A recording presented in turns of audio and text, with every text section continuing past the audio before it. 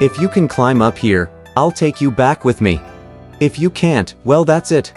8 Rules was horrified, for how could he possibly climb up the well? Take a look, he yelled. Even the city wall was hard to scale already, whereas this well is large down below with a small mouth on top. All around the circular wall is straight up and down. Moreover, it has been such a long time since anyone has bailed water from this well that it's covered with moss everywhere. It's terribly slippery. How could I possibly climb it? Elder brother, let's not upset our fraternal feelings. Let me go and carry him up on my back. Exactly, said Pilgrim. Do it quickly and I'll go back with you to sleep. Idiot put his head underwater again and dove straight down. After he found the corpse, he pulled it onto his back and shot back up to the surface. Supporting himself on the wall of the well, he cried, "Elder brother, I'm carrying him." Pilgrim stared into the well and saw that the body was indeed placed on 8 Rules' back. Only then did he lower the golden hooped rod into the well. A man who had been sorely tried, Idiot opened his mouth and held onto the tip of the iron rod with his teeth. He was then lifted up out of the well by Pilgrim with no effort at all. Putting down the corpse, 8 Rules grabbed his own clothes and put them on. When Pilgrim took a look, he found that the features of the dead king had not altered in the slightest. It was as if he were still alive. "Brother," said Pilgrim, "this man has been dead for 3 years. How could his features not deteriorate?" "You have no idea about this," said 8 Rules. "This well dragon said to me that he had embalmed the corpse with a feature-preserving pearl, and that's why it has not deteriorated." "Lucky. Lucky," said Pilgrim. "This has to mean that his wrong has yet to be requited, and that we are fated to succeed. Brother, put him on your back again quickly and we'll leave." "Where do you want me to carry him?" asked 8 Rules. "To see Master," said Pilgrim. 8 Rules began to grumble, saying, "How am I going to live with this? I was sleeping nicely when this monkey fooled me with his clever talk into doing this so-called business with him. It turns out to be this sort of enterprise, carrying a dead man on my back. When I carry him, some putrid stinking fluid is bound to drip on me and soil my clothes, and there is no one ready to wash and starch them for me. The few patches on my garment may even turn damp again when the sky is gray. How can I wear them?" "Look, you just carry him," said Pilgrim. "And when we get to the monastery, I'll exchange clothes with you." "Aren't you ashamed of yourself?" asked 8 Rules. "You have hardly anything to wear, and you are going to exchange clothes with me." Pilgrim said, "Oh, you are so smart-mouthed. You aren't going to carry him." "No," said 8 Rules. "Stick out your shanks then," said Pilgrim, "and I'll give you 20 strokes of my rod." Horrified, 8 Rules said, "Elder brother, that's a heavy rod. If you give me 20 strokes, I'd be like this king."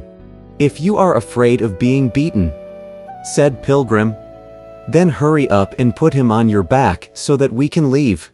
8 Rules was indeed afraid of being beaten. Rather listlessly, he yanked the corpse over and put it on his back before turning to walk out of the garden.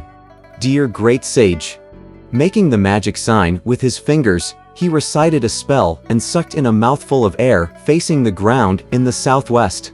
When he blew it out, a violent gust immediately arose and lifted 8 Rules out of the palace.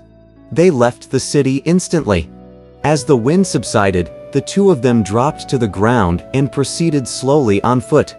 Nursing his rage in silence, Idiot planned to repay Pilgrim in kind, saying to himself, "This monkey has pulled a nice prank on me, but when I get to the monastery I'm going to pull one on him, too. I'm going to persuade Master to insist on restoring the king back to life.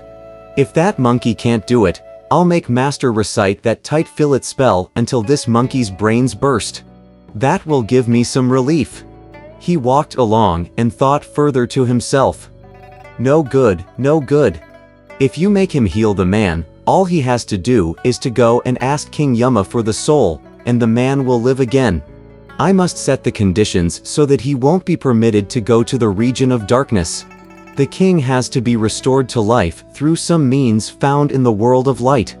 Only such a plan is good." Hardly had he finished speaking to himself when they reached the gate of the monastery. 8 Rules walked right through it and went up to the door of the Chan Hall, where he threw down the corpse and cried, "Master, get up and look at this."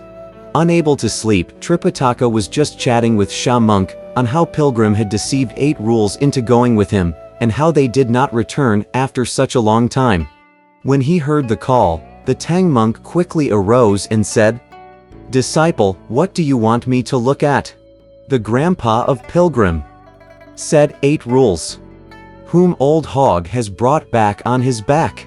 "You pie-eyed idiot," said Pilgrim. "Where do I have a grandpa?"